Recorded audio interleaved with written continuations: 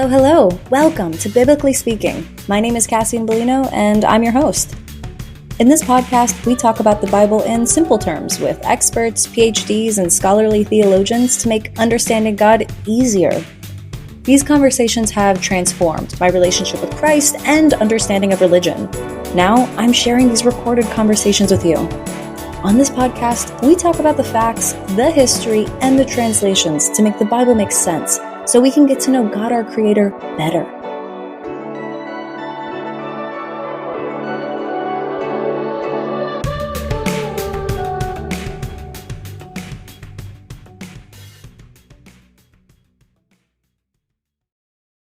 All right, welcome back to Biblically Speaking. We're on episode 3, and if you think I sound better, it's because I do. I am using a official mic, so I feel like a radio host, and I also just got a standing desk, so I just feel like I'm overall up-leveling in life. And because of that, since I'm getting the mic after the episode, prepare for much worse quality for the actual episode, but it's okay, it's just I'm going to keep you in anticipation because episode 4, it's going to be music to your ears, literally. This week, I'm going to meet with Christopher Carr again because he's awesome and so easy to talk to. And if you didn't listen to my first episode about demons with him, I totally get it. It was pretty rough, pretty scary. But at the end of the day, it's all quality information coming from a PhD. And whether or not you choose to believe in it, I still think it's fascinating. And I still think we should be aware of other perspectives, especially in the faith, from like a growth and maybe spiritual protection type of place. And just, honestly, I've never been to a church that talked about any of these things. So this is just truly mind-blowing for me. I've dabbled in Catholicism, but I've mostly been non-denominational, and never have I really gotten any explanation beyond like hell being a burning place of terribleness. So I really enjoyed the last conversation I had with Christopher. And on the lighter note, this week we're going to talk about angels. And this was because our first conversation, he kind of brought up, I studied angels. And I don't know how that works, but it turns out he's a professor. So he teaches about it. It's an entire topic that, surprise, all of his students are interested in. So he goes over basically his curriculum in the class today. And then he answers just some questions on, kind of like demons, angels live in a hierarchy. And they have different roles and they have different duties. And all of this information is coming from, it's coming from a firsthand source. His friend was having direct conversations with her guardian angel. So at the end of the day, again, believe what you want. I still think we should be aware of it. And I really hope you enjoy it. Also, I feel like I'm endlessly curious about this and I'm endlessly confused about this, but if you have questions, please submit them. I don't know how, but I'll figure out a way. Still trying to navigate producing a podcast, but if you have questions, or is there like a story in the Bible that you don't get, or you just want some context on why would you include that story in the Bible over another story, papyrus ain't cheap, submit it. I'm sure we can find some experts that can talk about it. Also, I've been watching Is Genesis History on Amazon Prime. This isn't an ad. This isn't any promotion material, but it has truly changed my perspective on life. I just feel like everything I knew before was wrong. And watching people with PhDs talk about the world and its creation in both a scientific and biblical way, in a way that makes sense, I just I feel like I'm pressing the reset button. Like my whole mind is getting remolded.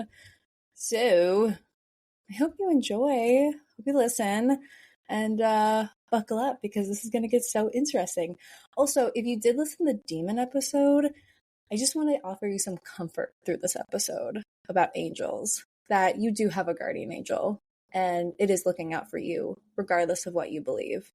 That's something that we talk about a bit today. So I just wanted to, before you don't listen, give it a try here. I think it's still information that you should take with a grain of salt and you should consider, because there is a God that loves you even if you don't understand him. And I'm slowly learning that. Hello, we're back with Christopher Carr. How are you doing today? Good evening, Jazian. How are you?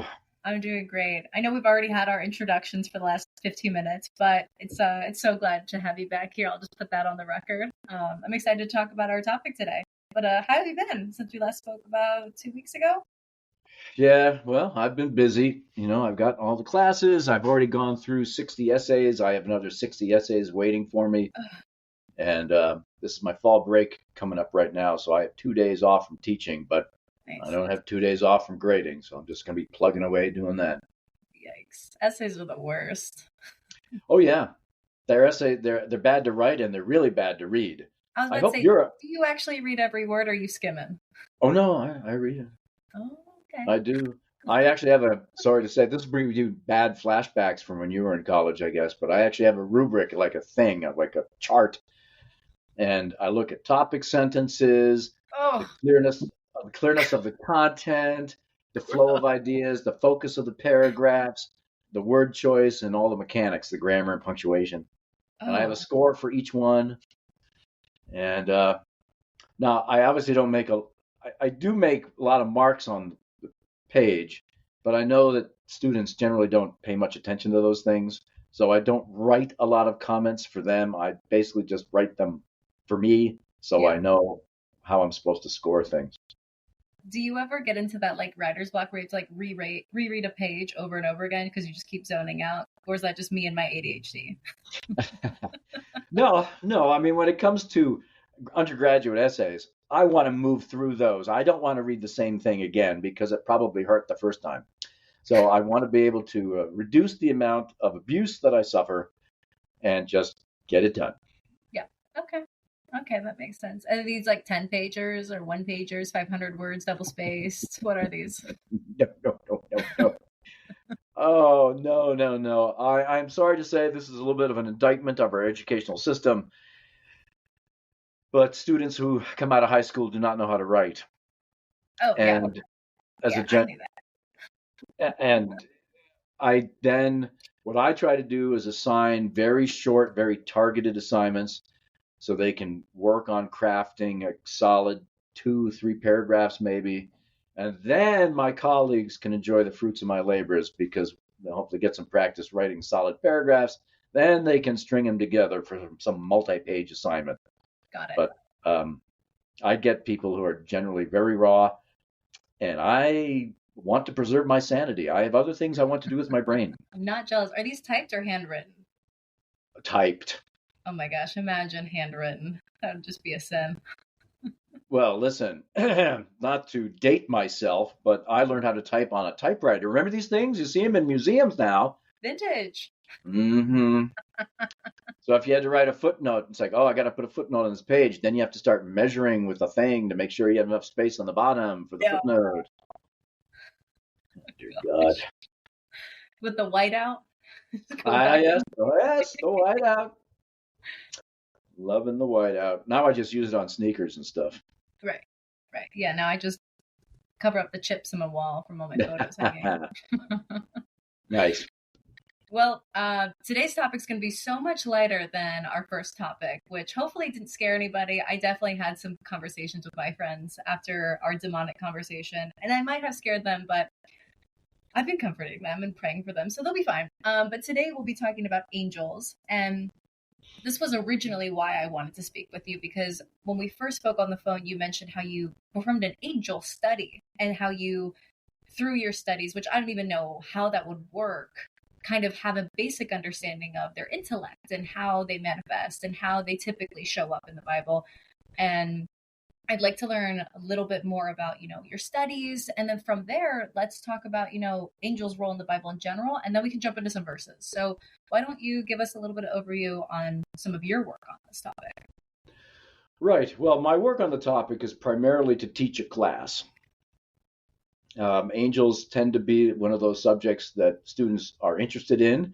And Yeah. since my department, the religious studies department, is always struggling to figure out what our market would actually what they want us to offer them, so we actually get enrollment in our classes, Angels seems like a bestseller. So Yeah. I said I'd go ahead and give that a try.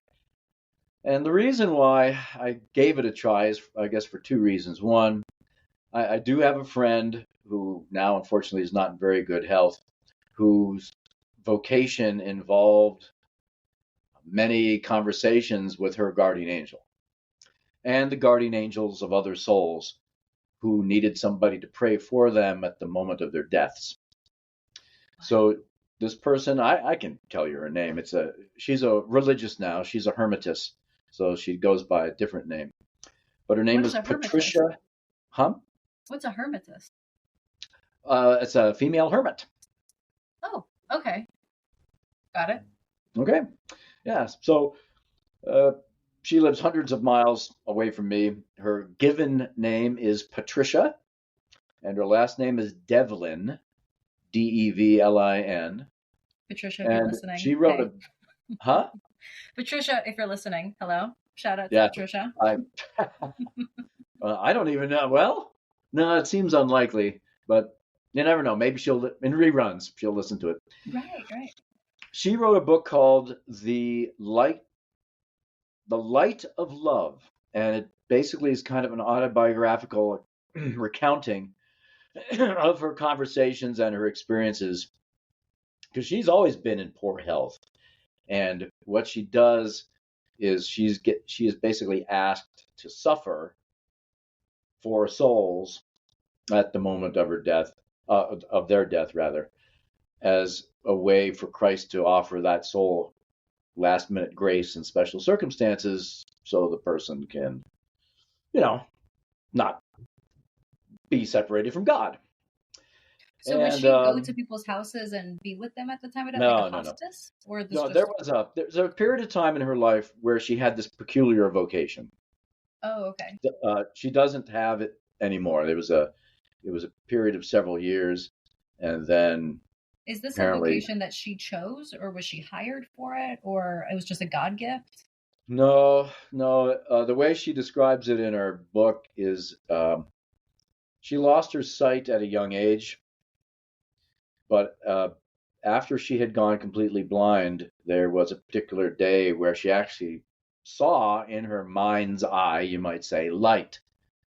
And it was her guardian angel approaching her about something that the Lord wanted her to do. And it was to pray for souls at the moment of her death, particularly by offering her suffering for those people. Oh my gosh. So, obviously, since I got to know this person through mutual friends, this, her experiences were things I took note of. And then when I got to know a couple of exorcists, so it's like I'm going from the light side to the dark side, I began to approach that same subject matter of the angels from a different perspective. And I began to see some convergences there. And once I began to see the convergences, that got me thinking about the thinking that's already been done on the angels in the Christian tradition, particularly in the Middle Ages. So in St. Thomas Aquinas's Summa, the Summa Theologica, there's an entire treatise on angels. What's a treatise? A treatise, it's a subsection of his theological work. So it's a thematically identifiable set of pages where he just treats questions about the angels. Okay. Kind of like what we're doing right now. Yeah, kind of. Yeah, it's like an episode except in a book. Okay, cool. And so I look at little Aquinas and some others, and of course my friend isn't the only person in the Christian tradition who has claimed to have encountered angels. There are other holy persons who also make similar claims. And I don't know, I just get sort of sucked into it. I will say that obviously as a Catholic myself, I tend to read more of those sorts of authors, but I do have in my collection a very fine book on the angels by the Reverend Billy Graham.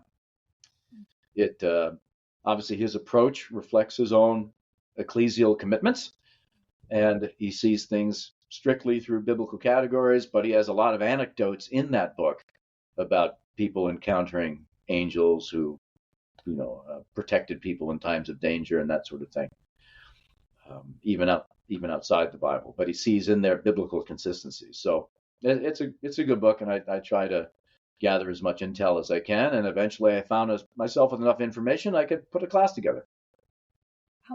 So what are some of the topics in the class?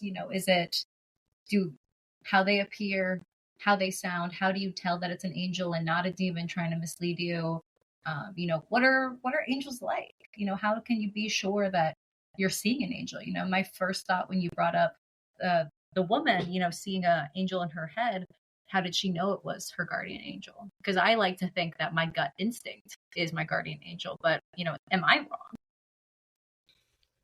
Oh, yeah, angels are part and parcel of the Christian tradition, I think, as a whole, and certainly the Catholic Church says explicitly in the Catechism, everybody's got one. Everybody's got a guardian angel.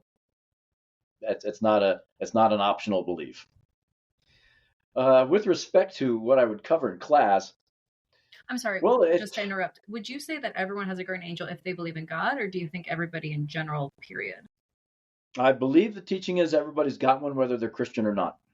Oh, that's beautiful. Yeah, I like to think so. So, uh, I tend, given the fact I have sort of a systematic mind, I begin with the existence of angels, because obviously a lot of people don't believe in them. Right. And I look at some of the reasons for accepting that angels exist. Then I actually borrow a lot from, I'm sorry to throw 25-cent words at you, but at some point you'll be really comfortable with this vocabulary. So keep having the podcast and you'll just building up the knowledge and then you'll know all this stuff backwards and I'm going to forwards. create like an FAQ that comes with this That's podcast, right. just like So things Chris mentioned. if somebody identifies themselves as a Thomist or somebody identifies the person as a Thomist, it means that their thought has been shaped by St. Thomas Aquinas. Okay, that makes sense. That's just shorthand of that person's in a Thomist tradition or whatever. So there's a gentleman who was actually instrumental in helping publish the Encyclopedia Britannica. His name was, excuse me, Mortimer Adler. And he wrote a book called The Angels and Us. And it is it's a philosopher's reflection on angels, their existence, their nature, and what they do.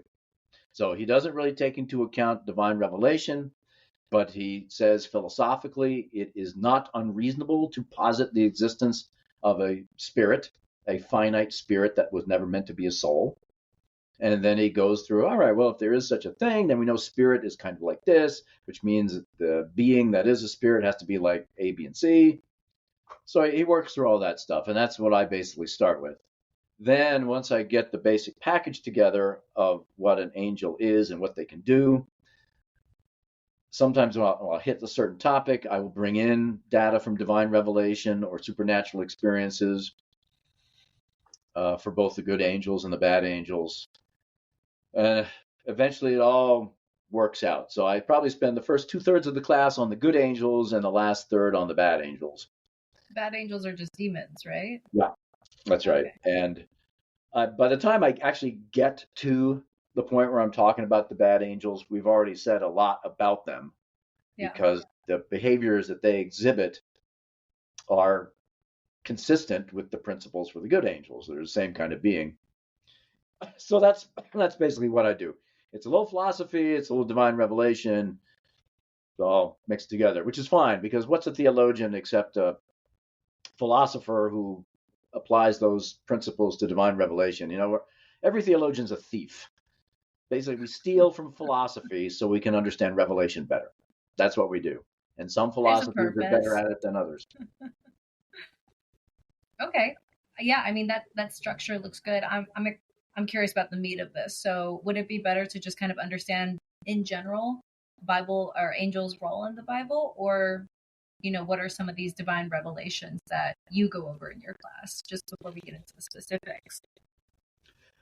Uh, I'm going to ask you to rephrase the question there. I wasn't following along. Try me again. So, what are some of these aspects that you review about angels? Is it their intellect? Oh, yeah. I'll tell you what, we can start with that if you want to. Yes, we do start with the angelic intellect. At least one of the things that we do, because actually we have to start with spirit, because that's the mode of being that an angel is. And it's also the mode of being of our own souls. And so the nice thing is If we learn something about our own spiritual souls, that insofar as our spirits function as the life principle of a body, that's what a soul is. It's just the life principle of a living material thing. Then, well, if we have a spiritual soul and the angels are spirits, we can sort of work backwards and say, okay, we operate in such and such a way because our spirits have to work together with the material body. So, what would the spiritual operations be like in a creature that doesn't have a body and is just a spirit? Mm-hmm. So, let's take the intellect as an example here. Think about how we know things. We basically have to learn things through our senses, unless we get a divine revelation from God or something. But by and large, we learn things piecemeal through our senses. Okay. And what happens now, this will be a Thomistic understanding of how the intellect works. The information you get from your senses is experienced in a unified way. Now, in my world, the power of the soul that brings together all of your sensory information is called the imagination. So I know that the imagination is like, oh, I want to grow up and be a fireman. What's that going to be like? Use your imagination. All right. It actually has a proper function. It has a meaning in philosophical studies of human knowing.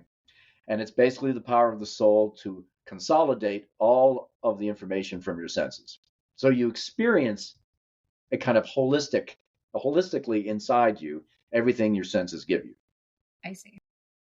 Because it's not like we have 5 different tracks, right, in our mind, Right. where we experience sight over here and hearing over there and touch over there. It's Right. all one. Yeah. That makes okay. sense. So somehow, so the question is, we know things as certain kinds of things. So, for instance, your people can't see this, but I'm holding up a pen. Okay. So we know this thing is a pen because this thing here has the whatness of a pen. So what happens is through our senses, we capture all the sensory material things of this thing, but we also capture the whatness. And that's in our imagination too.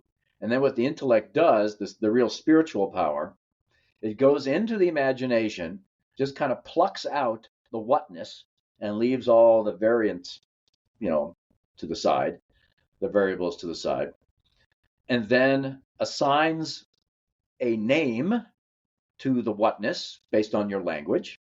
So this is a pen. It would be something else in a different language. And then what we do is we piece together a bunch of these names or words to build sentences. And then from then paragraphs. And this is how we know things. We build knowledge piecemeal from the little pieces that our souls pick up through our senses. Mm-hmm. Are you with me so far? I am with you. Okay. So we get our ideas from the intelligible realities that surround us. Great. So an angel, by definition, is a spirit without a body. And so if it is the body that enables us to come into contact with other knowable things, which we then piece together in terms of our body of knowledge, and angels don't have one of those bodies, where do they get their ideas from? I just assumed they were like all knowing, like God. They just like understood everything immediately. You are partially right. Oh, my imagination made that. So the angels are not all knowing. Oh. That is a attribute that has to be reserved for God. Infinite knowledge is for an infinite being. That's God. Okay. Angels are finite beings. Oh, okay. And one of their evidences of their finitude is the fact that they're created. They have come into being. Got it. Only God, who is infinite existence and who's eternal and has always been here, that is coextensive with infinite knowledge. Right. But if you have a beginning, if you were brought into existence out of nothing, that already makes you finite. So that's it. So angels are not all knowing. they know more than us, but they don't know everything. Okay. So how do But they acquire knowledge then? I'm about to tell you. But I wanted to give you the kudos saying that, yeah, they just sort of understand things automatically. That's true. We have to understand things by building sentences and paragraphs and all the other junk that I'm going to have to read over the next few days, as my students attempt to show me that they can think. Right. Angels, on the other hand, don't have to do that. And I don't know. I mean, I don't want to put you on the spot or anything, but if angels don't have bodies with which they can encounter other things and then learn from them or whatever, there really is only one other source for angels in terms of where they're going to get their knowledge. Can you sort of intuit and guess I what would that source say is? from humans. No, not necessarily. Go in the other direction. Oh, from the past? No, don't go. So angels. Wrong direction. All right, I got to think hierarchically here. So we are beneath angels in the grand From scheme of things. animals? We need to go up. What's above an angel? Sorry, it's been a while since we've God? been. Yes, that is the correct answer. You had me guess. Angels get their ideas from God. It's almost like they're programmed. Now, what God does is he creates a spirit, let's say an angel, and that angel has a certain intellective power. God, who's also a God of justice, is not going to deprive that intellectual creature of the ideas it needs to operate according to the way that God created it. So God supplies angels with the ideas that they need to have At the time that they need them. at the time that they were created. Oh, so they're created with all the information that they need to know. Right. Interesting. And the way they know things depends on the strength of their intellect. So angels, this may be a new feature that we may need to talk about later. Angels are hierarchical. I was gathering that So from the different types of angels that there are. that's right. So if you have the traditional 9 choirs of angels, there's even a hierarchy, a ranking, even within each choir. Which So we could do a quick little recap that there's the top angels that kind of guard maybe God's throne, and then there's angels that are more doing the bidding on earth, kind of if you think of a beehive. Am I along the same track? I guess so. Don't know much about bees. Going to be honest with you there.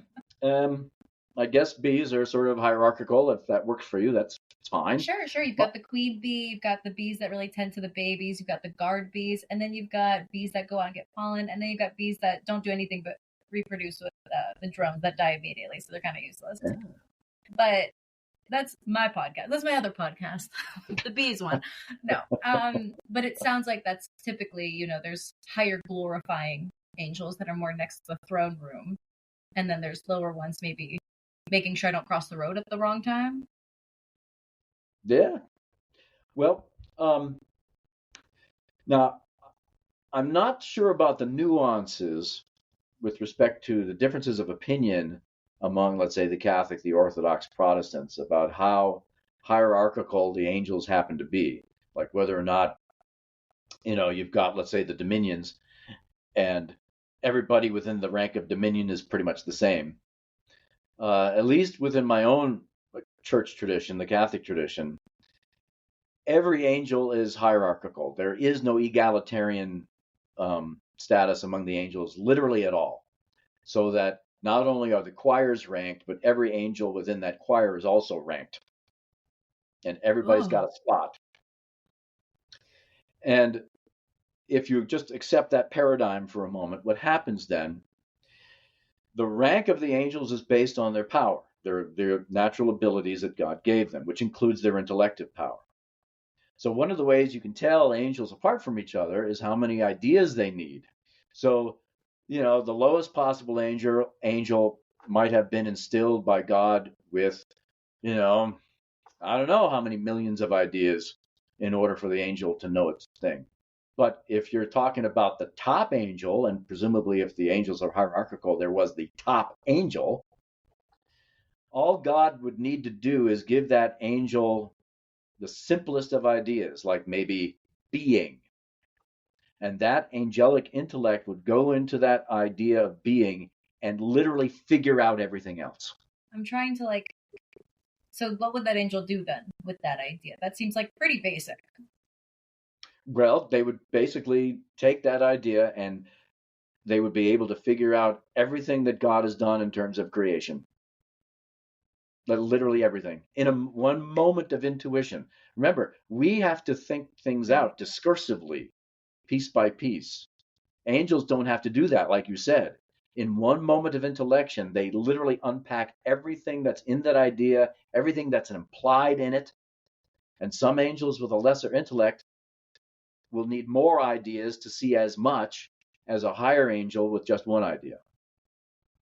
So I love this conversation. I want to keep going intellect.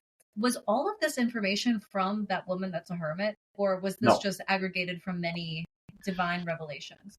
no, no. This is, I'm trying to think if it's in the treatise on angels and the Summa by Aquinas. It might be. Are those Uh, books?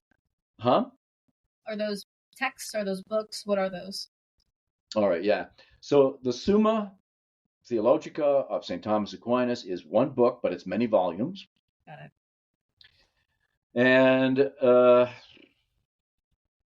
trying to think, I know that he talks about the fact that angels do not know things discursively. They don't know by composing, which means bringing words together, or dividing, meaning this word does not belong with this other word. So those two words are divided.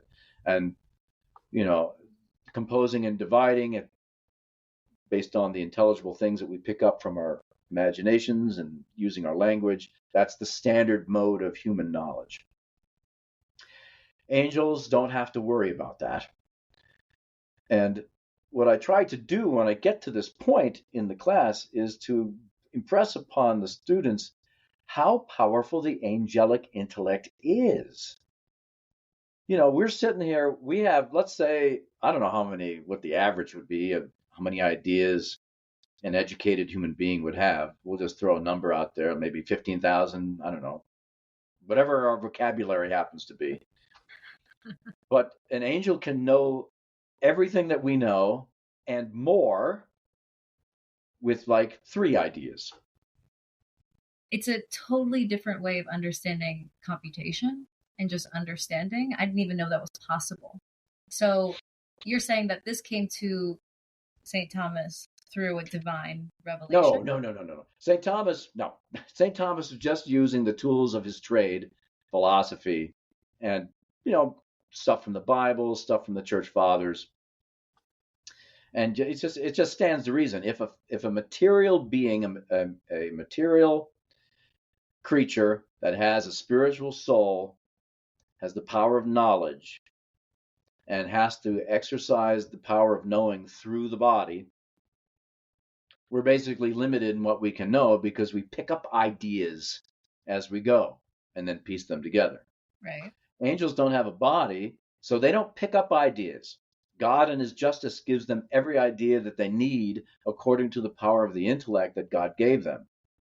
So if you're talking about in the grand scheme of things, you know, angel number 5, then God gives that angel like 5 ideas, maybe being, time, I don't know, think Right, of a right, couple of right. other things. And just by cognitively understanding what those basic concepts are, the angel knows everything that we know and more. Right.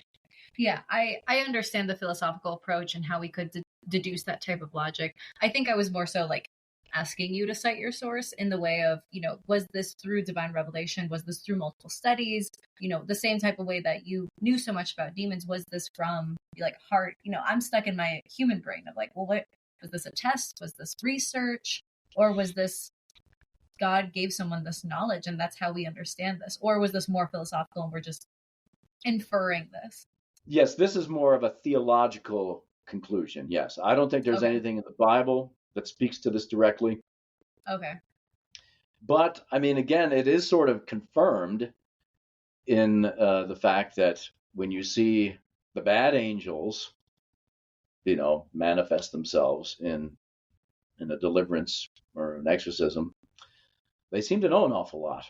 I was about to say, if angels know all this, then demons, bad angels, also instantly know as much as they are permitted to know. That's correct, which is why we need to be cautious. Because if the angelic intellect is so powerful that by one moment of cognition about a certain idea, they can basically understand what would take an entire library to teach us, the good angels use that information to help us towards God, or at least use their angelic powers to help us towards God, and the demons do the exact opposite. But all of their Their information is intellect, from God, not the devil. every angel's ideas is from God. Okay. But when the angels, and this would have been at the moment of their creation, but when the fallen angels basically failed their test and decided they didn't want to be with God anymore, they had already been given the ideas required by their nature, by the justness of God. Now they just take their angelic intellective power and use it as a weapon against us. So that's kind of explaining why there's more powerful. There's a hierarchy in hell as well. Yes. Okay. Well, before we get too distracted with demons, because I could talk about that all day. That was such a good conversation. If you haven't heard it, go back and listen to it. I want to stick with the topic of a hierarchy of angels and how humans in the Bible describe the encounters with angels, because it seems to me, Old Testament, New Testament, it's written differently. It's a different time period. So the way that people reacted to angels in the Old Testament, very differently. They were casual, you could argue. And maybe that's semantics, maybe it's syntax. But when you reference biblical encounters of angels in the New Testament, people are freaking out. And I guess my question is this because culturally people are just less used to angels? Or in the New Testament, when people are scared, are they experiencing the scary looking angels with the eyes and the wings and the faces and the horse heads? I can pull up some descriptions, just Old Testament versus New Testament, and we can kind of discuss openly how these two experiences, Old versus New Testament, differ. Does that sound okay? Yeah, go for it. I know that I ask really long questions, so I just stand and get a bit confused. Sorry. But I'm going to start with Exodus. Just throw my notes. Where we have Moses seeing a burning bush. And Exodus 3:2, there was the angel of the Lord appeared to him in flames of fire from within a bush. Moses saw that, though the bush was on fire, it did not burn up. So I guess just real quick, angels don't have to be angels. They can be unearthly manifestations of fires that don't actually burn? Or is that kind of like a one-off? Seems to me that in the Old Testament there are certain things which are considered to be signs of God's presence. Now, here's another vocabulary word for you, a theophany. Theos meaning God, and that there's something revelatory. That's the last half of the word. I forget what the actual Greek word is, actually, now that I think about it. But fire is a sign of God's presence. And so if you are witnessing a manifestation of a good angel, and it would make sense that there might be fire involved with that, because you're talking about also an angel in the divine presence is also fire.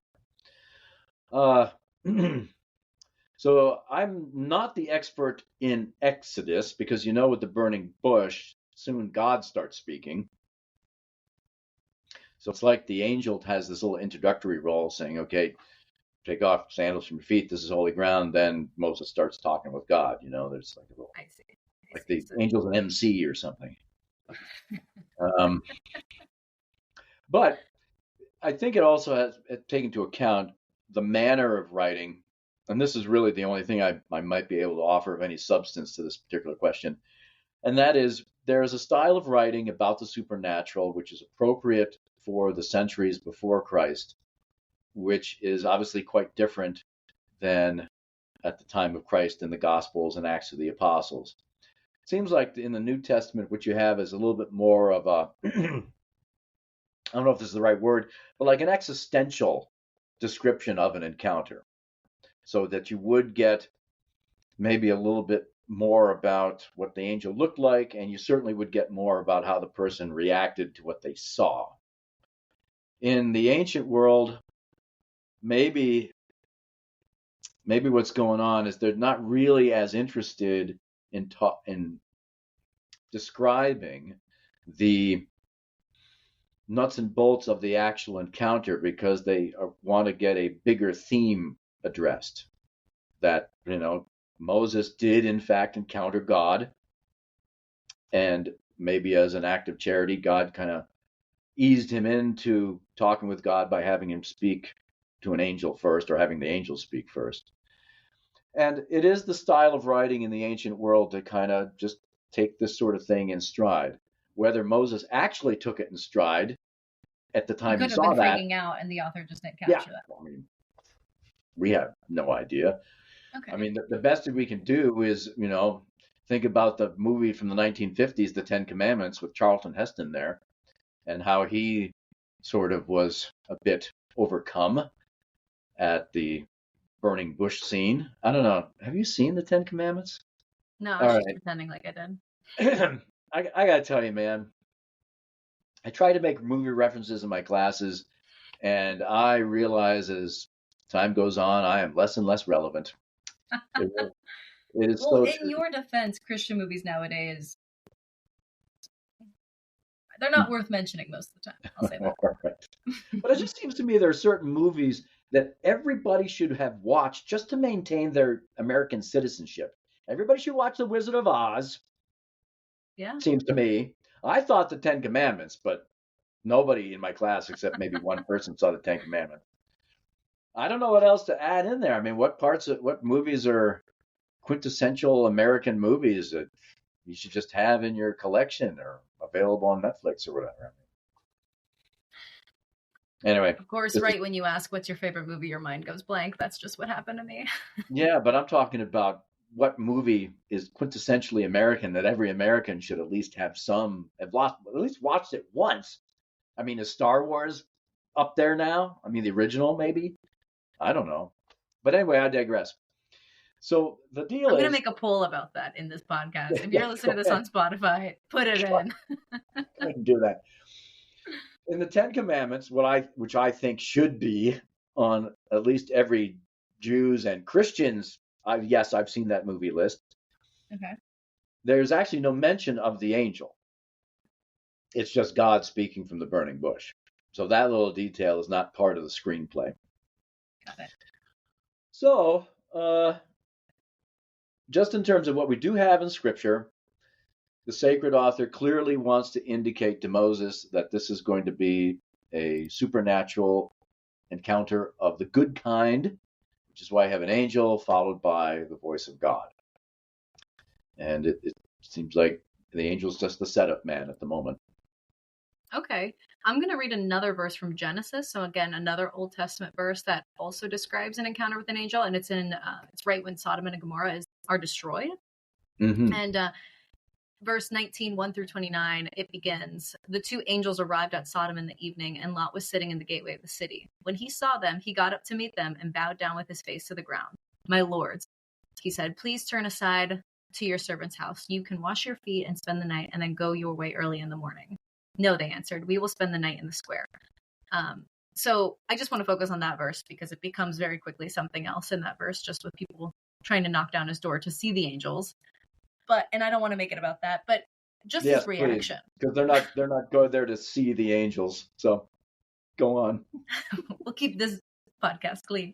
No, so I don't know, just me, or that just seems casual that he's sitting at the gate, sees the angels, and he bows. There is that sign of respect, almost like he doesn't deserve to see their faces, in my opinion. But he's not like shocked. He's not crying. He's not speechless. He kind of says, "Hey, you're welcome to stay in the guest house, but I recommend the main house. It's up to you guys." Is that just me, or do you think that's also just the authors of that time? Well, it's an open question. Let me just see what my translation has to say here. And by the way, your translation was fine. It matches, I'm sure, what I'm looking at here. I am Uh, also curious, just as a background, from the last two references, you think those are low ranking angels? Do you think those are higher ranking angels? They seem very basic messages, but I wasn't sure if there was a specific classification for certain angels deliver certain type of messages. well, if we want to stay within the bounds of divine revelation, there's very few instances of angels given certain tasks. Obviously, Gabriel announcing the incarnation, Michael protects Israel, the cherubim drive out Adam and Eve, We'll get there. all that kind of thing. Well, maybe we'll put that to the side for the moment. These angels here, there is no particular name of in terms of rank or function. They're just angels, so there's no way to tell. Certain other passages do go in a little bit more detail. But here I'm just looking and I'm not sure that these angels are recognized as angels by Lot. Now he calls them lords, Oh. but that I really don't know what the original Hebrew would be there. I don't think it's necessarily the case that he's acknowledging the fact that these two men are in fact angels. This could just be a sign of respect, by Lot to these unknown people, just in case they're of a higher social ranking or something. And as you read through the rest of the passage, which of course, for the sake of propriety, we will not do, everybody else thinks that these angels are men too. Really? So That was going to be my next question. Were they trying to essentially assault these beings knowing they were angels? Is that why the desire was there?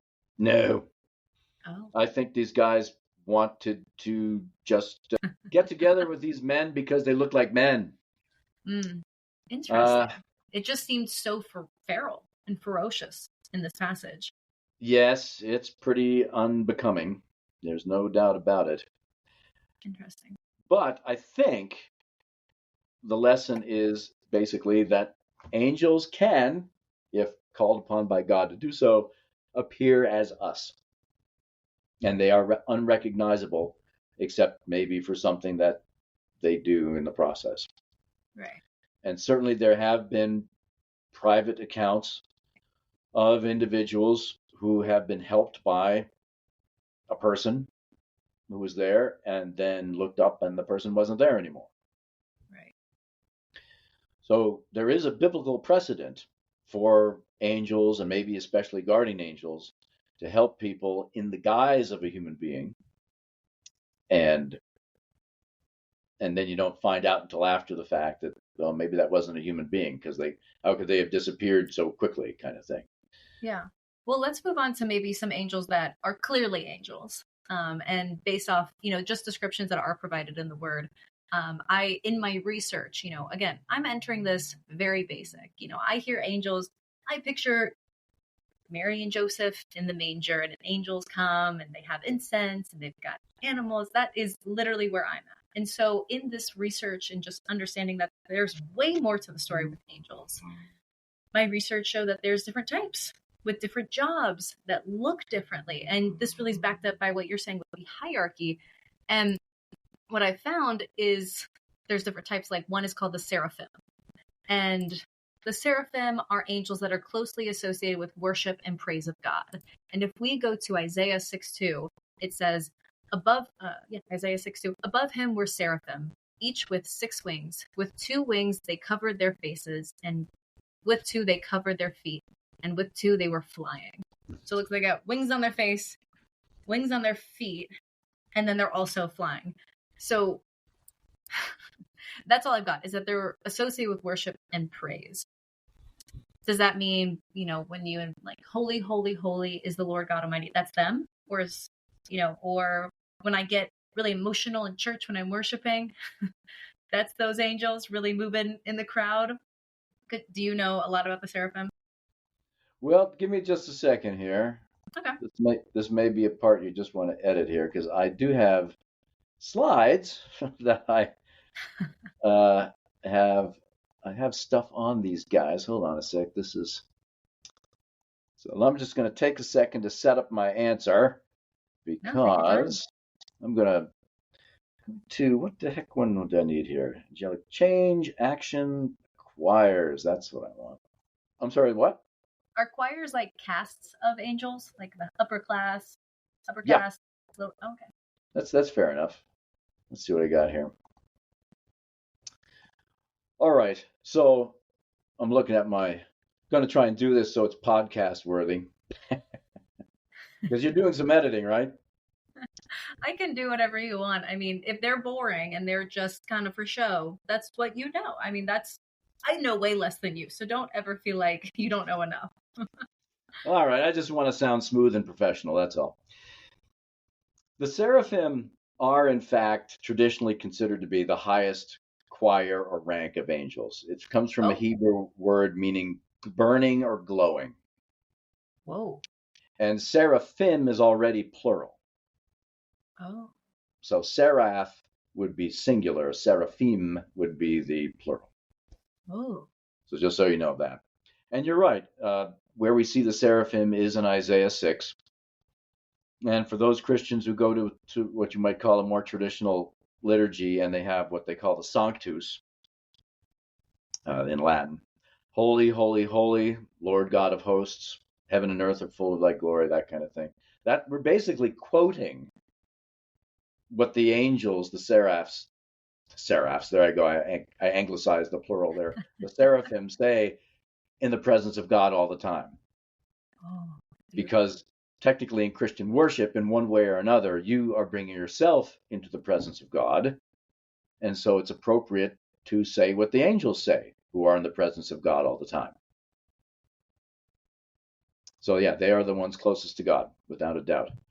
Now, as we work through the choirs, I just want to point out to everybody that the ranking of these choirs, the 9 angelic choirs, all of them are present in the Bible somewhere, but Mm-hmm. they're not present all together in the same place. Mm-hmm. So that the listing of the 9 choirs has actually changed over time, especially in the middle ranks. The seraphim and the cherubim are always on top. The archangels and the angels are always on the bottom.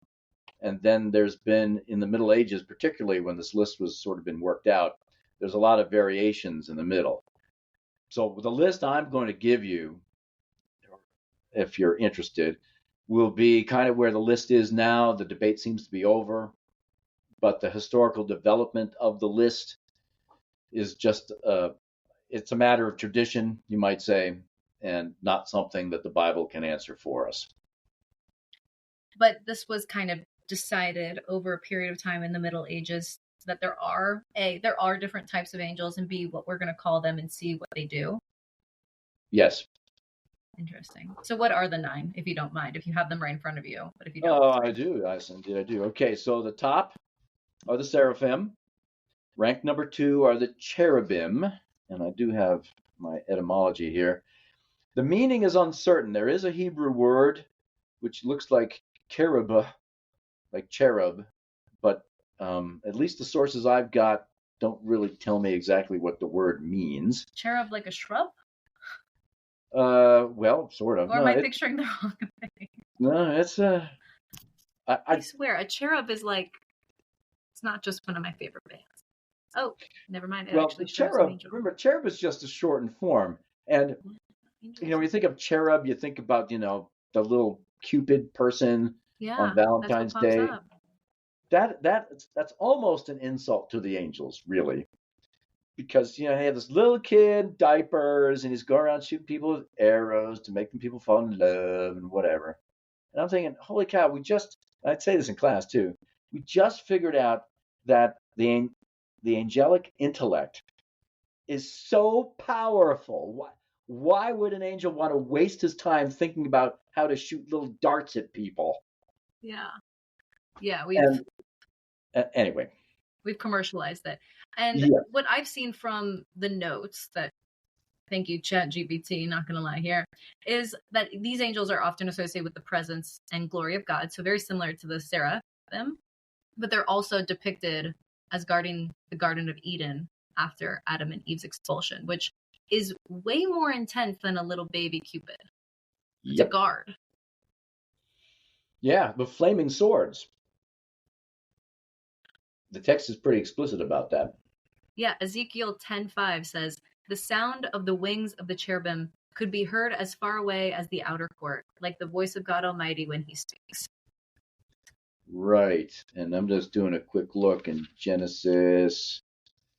Oh, is it Genesis 3? Right. So this is Genesis 3, starting at verse 23. Therefore, the Lord God sent him forth from the Garden of Eden, that of course is Adam, to till the ground from which he was taken. He drove out the man, and at the east of the Garden of Eden he placed the cherubim and a flaming sword which turned every way to guard the way to the tree of life. So these are armed angels. They are not to be messed with. At every way on the way to the tree of life. So that means like throughout the path within the Garden of Eden, there's more cherubim. So even if I got past the first one, there's more. Presumably. Oh, there would be more, yes. In yeah, fact, that's way more intense than a little baby Cupid. Oh, yes, undoubtedly. Okay, so we've got the first two, the seraphim, the cherubim, and then there's... Okay, then we have the thrones.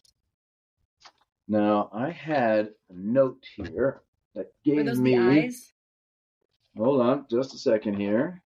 Thrones are mentioned in Colossians chapter 1, verse 16. And that's the hymn, the Christological hymn that Paul includes at the beginning of that letter to the Colossians. So the thrones are mentioned as a separate angelic choir.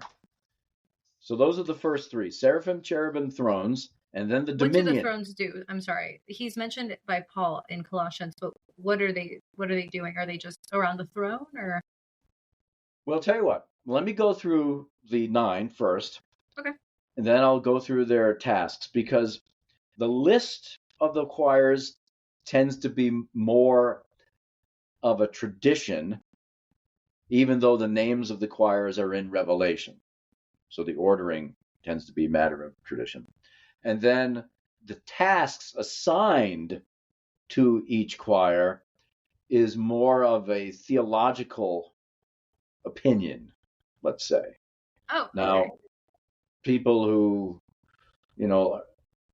are more involved in deliverance ministry, they might have a little bit more intel on that. But even then, on this side of things, it's still, I think, pretty conjectural. But I'll share with you what the conjectures is, and you can go with it from there. So seraphim, cherubim, thrones, then the dominions, then the virtues, then the powers. And then the lowest rankings are the principalities, archangels, and angels. Okay. All right, so those are the 9 choirs. Their tasks. The seraphim, their task is love, especially love for God, because of their close proximity to God. The cherubim is more of knowledge, knowing God and knowing wisdom. They, being still very close to God, they have a little bit more of an intellective role or intellective bent than the loving bent of the seraphim. Now, God can operate in the universe in a couple of different ways. He can intervene in the world directly, or he can delegate. So the angels are there in part to fulfill the commands of God. If there's a particular command that God wants to be implemented through the intermediation of the angels. Now, obviously, this is the sort of thing where if angelology is not a particular part of your church, this seems like it's pretty superfluous, this way of thinking, because, God, Jesus will just do it directly. And of course, God, Jesus can do that if he wants to. But, there's no law that says that God can't, engage the assistance. Not that God needs it, of these other creatures that God has created. So the thrones, their primary function, again, as a matter of theological opinion, is communicating God's commands to the other angels who are beneath the thrones, whose job it is to implement them. Oh. So the thrones would communicate God's commands and oversee the efforts to see that God's commands are implemented. The dominions would be ones who appoint specific tasks to the immediate virtues and powers beneath them so that God's commands are fulfilled. And there's I'm already also a seeing like a tradition. sales structure of like regional manager to like senior manager to like Yeah, no, associate. that's pretty close. Yeah, that's Okay. right. And there's also a little tradition, at least from among the people I know, that dominions serve as guardian angels of human institutions, What do you like a church? A school? like a university, let's say, maybe a Dominions. corporation if it's worthy of it. I don't know, but that's what I have been told by people who do more of this work than I do. So I'll just share it with you. You can take for what it's worth. But I thought that was sort of interesting. All right, so the virtues underneath the dominions. Their specific role in implementing God's command is to oversee creation and to then prepare for the lower angels to enact God's commands. And virtues apparently can also be invoked for protection against accidents and illness. But the virtues seem to have some sort of role in if there's a particular command by God that has to take place in a certain place, the virtues do some work behind the scenes to get that place ready for the actual command to be implemented. And meanwhile, the powers, their specific role seems to be determining the means by which the commands of God are to be accomplished. So they're the ones who actually are kind of on the ground doing the nuts and bolts planning. Okay, this has to be done then, this has to be done then, this person has to go there. So they're a little bit more, at the personnel level, you might say, rather than the big picture kind of thing. The principalities are kind of your lower management. They direct the implementation of God's commands. They also serve as guardians of nations and provinces and dioceses.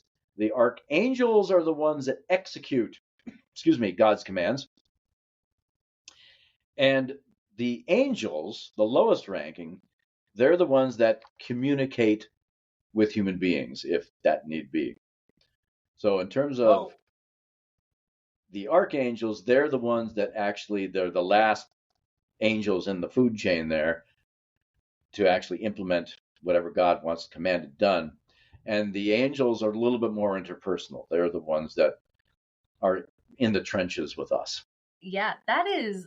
I guess I'm just like wowed right now because the lowest ranking angels are like so unfathomably powerful and high to us. It's like the top of Everest is like their bottom. Like it just goes so infinitely higher and unfathomable in power and intellect and execution that their lowest one is the one that we are already floored by. We are already just speechless by. We're already brought to tears by. That's their lowest ranking one. Mm-hmm. Yeah, that's right. And when I said earlier about the hierarchy of the angels being differentiated by the number of ideas, I think that's still right. I mean, even if you got the lowest, presumably if there's a top angel, there must be a lowest angel, I would imagine. But even the way their intellect functions, even if the number of ideas that angel's intellect would require is an awful lot, Mm-hmm.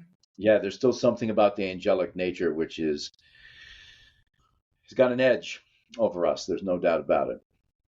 This is Now, I perfect. would like to introduce a topic that I think Oh, had better be addressed before we. go ahead. How many angels are there? Oh, I feel like it's like how many people are in heaven right now? Like that's unfathomable. You can't count that. True, but you can at least, I think, gain an appreciation of how large the number might be. So, what I'm going to do is offer you a line of reflection that is from Patricia Devlin, who I'd mentioned earlier in the podcast, and a particular conversation she claimed to have had with her guardian angel. And so the conversation went something like this. She asked her guardian angel whether or not when a person dies, the guardian angel gets assigned to guard a different soul. So being a guardian angel is like a job. You just keep on getting souls to guard, and that's your thing until the end of time. And Patricia reports that her guardian angel said no. The guardian angel said, when an angel is chosen to be a guardian angel by God, that guardian angel is chosen for that person because there is a special fit and bond between that soul and that guardian angel, such that that guardian angel can never be another soul's guardian angel. And most guardian angels, as a matter of tradition, come from the rank of angels. I was about to say. Though there are apparently exceptions, that maybe a person has this particular role or function that would require a guardian angel from, like, maybe the archangels or something. Okay. So the conversation went like this. So only one guardian angel per soul, that's it. God does not ask every angel in that rank of angels to be a guardian angel. And some of those lower ranking angels want to be guardian angels and don't get to be. And oddly enough, in that conversation, the guardian angel is reported to have said that there's actually training.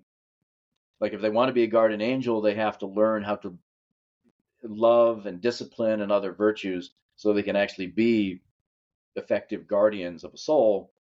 And some angels sign up and they don't finish.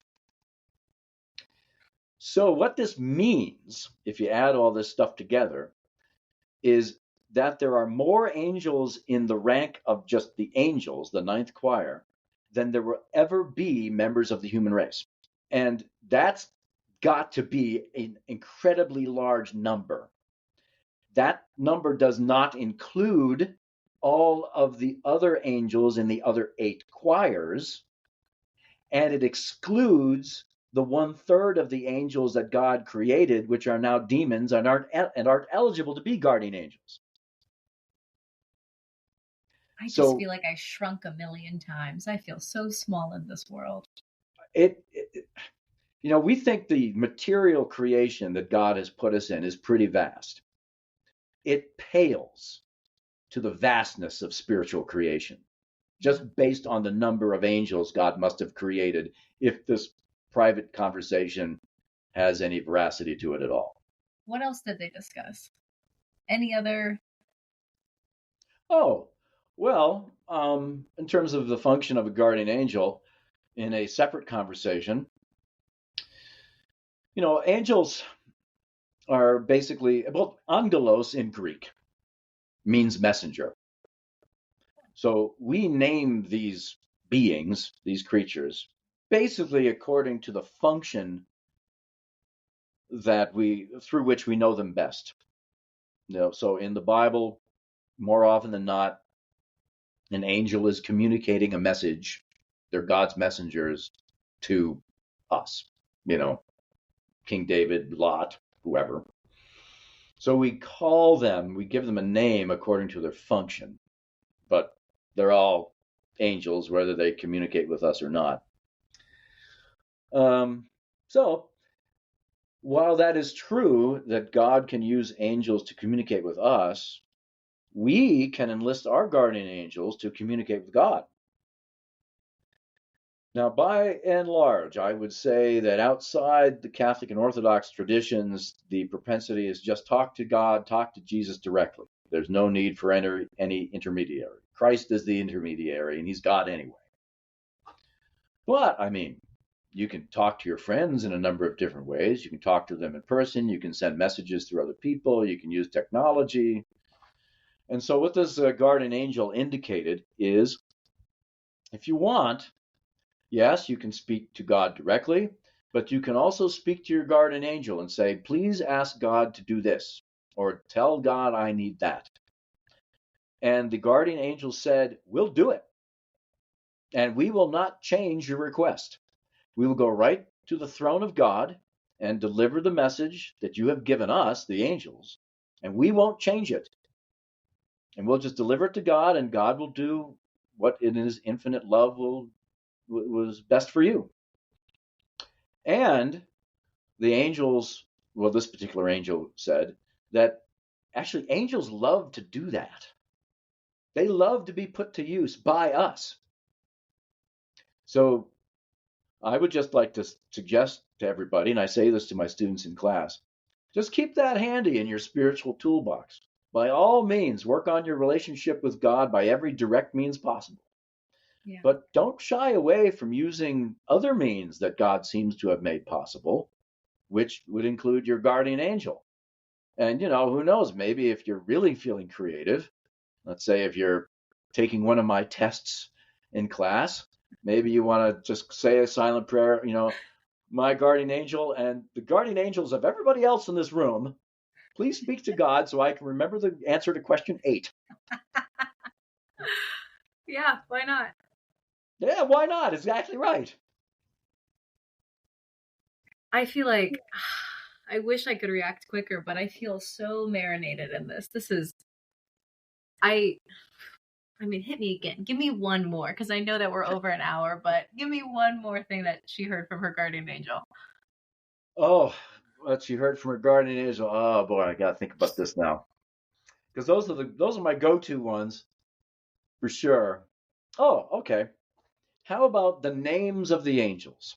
Now, we know that there are 3 named archangels in the Bible. 2, unfortunately, if you're Protestants, because of the difference in the table of contents of the Old Testament. Let's see. There's I have. Gabriel, right? What's that? Gabriel, is that what you're referring to? Yep, that is correct. There it is right there. Gabriel, which means strong one of God. That's what it means. And Michael, who also appears in the Bible, is who is like God. Now, there's a book called Tobit, which is considered canonical and inspired by Catholics, and I believe the Orthodox too. And in that book, you get Raphael, which means God has healed. Oh. Now, you'll notice that all of these angels are named after God. And one of the little pieces of intel that Patricia reports is that all the angels are named that way. They're named after some attribute of God. And since God is infinite existence, he has an infinite number of attributes, so presumably angels can have all sorts of different names. And in the course of her book, there are, I'm looking here, 9 different angels who share their names, at least the meaning of their names in English. I don't know what the actual Hebrew would be. And they would include of God. And at least according to Patricia here, who, of course, as a hermitess, she's Catholic, she claims that either an angel, I think one of these angels or her guardian angel said that the guardian angel of John Paul II, who is now a canonized saint in the Catholic Church, had a guardian archangel whose name was Fortress of the Lord. Formidable. I know, especially since the work he had to do. So I would just maybe share with everybody, angels are persons and they have names. And they have names that are given to them by God, which reflect both the angel's own individual character and how that character actually reflects what is contained in God. Wow. And it is bad form to ask an angel, in prayer their name. Oh. If they want to tell you, fine, but just don't ask. Why would that be bad? Is that like insulting? That's a good question. Because that was the first thing I thought of, was I want to know my guardian angel's name. Yeah. There might be a sense of propriety there, I think.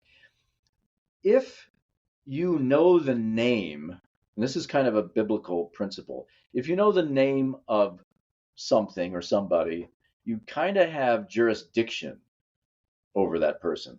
So the reason why parents get to name their children is because parents have authority over their children. And when an exorcist is trying to kick a demon out of a possessed person, one of the key leverages that an exorcist has is if by the power of Christ the demon is compelled to reveal his name. And if you know the demon's name, it becomes a lot easier to kick him out. Who knows? Maybe there's an angel with that name.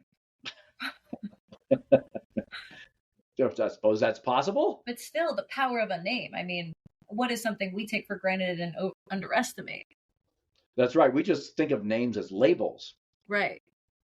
In fact, maybe this will be the thing that will kind of put you over the edge. Oh, great. The guardian angel in this book told Patricia that we have names. We have names given to us by God. And the angel said, if you ever found out what your real name is, the one that God gave you, you could hardly stay alive anymore. You'd have to want to be with God like right then and there. So we've got a name given to us by our parents, but our real father is God. And God gave us a name. And we just don't know what it is yet. Yeah. Yeah, you might make me cry on this podcast, Christopher. I'm damn near there. Wow. See, being a theologian, it's not all just reading crusty tomes in some basement archive somewhere. You know, maybe some guys like doing that. And there are some guys who look like they need to eat more cheeseburgers and they're super pale, they're vitamin D deficient. But we still need people like that. I hope that the higher education still needs people like me because I'm not necessarily called to do that. I need a minute to think about all these things. This was a lot. This made me feel really small. This kind of put a fear of God in me just because of its vastness. And I hope listeners feel the same way. I feel like this is literally a whole new world. I feel like this is 3 Earths worth of knowledge, just learning about angels. So thank you so much for sharing all about this. Yeah, you're welcome. And I would just tell everybody, since a lot of what I said in the last several minutes did come from private revelation, it's private, which means it doesn't have to be authoritative for anybody. Now, I know Patricia personally, even though she's not doing particularly well right now. I know her to be somebody who was in her right mind during this period of her life, and it seems quite credible to me, and it fits with other things that we know from divine revelation and theological tradition. But people are perfectly welcome to take as much salt as they would like, a grain of salt, a bushel of salt, don't care when it comes to these private revelations, and certainly nobody is obliged to assent to them as true. Yeah. But I do blend them in to my classes because I do think they offer highlights of things about angels that we do know from authoritative sources. Yeah, I completely agree. It seems like a very personal subject that I hope people share more about and continue asking questions because it seems very, I want to use your word, unbecoming when you do hear of it, let alone experience it. Mm-hmm. Have you personally feel like you've ever experienced an angel? Not in the way you would have, not in the way you have anything listed in the Bible. No, I mean, I think maybe there's been one time I've been prodded, and I'll just leave it at that. Yeah. Which was, I think, good advice. Unfortunately, I've had a little bit more of an intense experience with of a bad kind, which was happily temporary. Wow. Because I was in a set of circumstances where I didn't really know better, but I know now, and that's all by the boards, I'm happy to say. Yeah. But I like my normal life. I don't want to go necessarily and dabble in these things. Right. I do my best work when I'm not freaked out. Yeah, interesting. Well, we could talk all day, and hopefully we find another topic to talk about because I always enjoy these conversations with you, Christopher. So thank you so much for coming on, and hope everyone enjoyed listening. Thank you, Cassian. Thank you very much.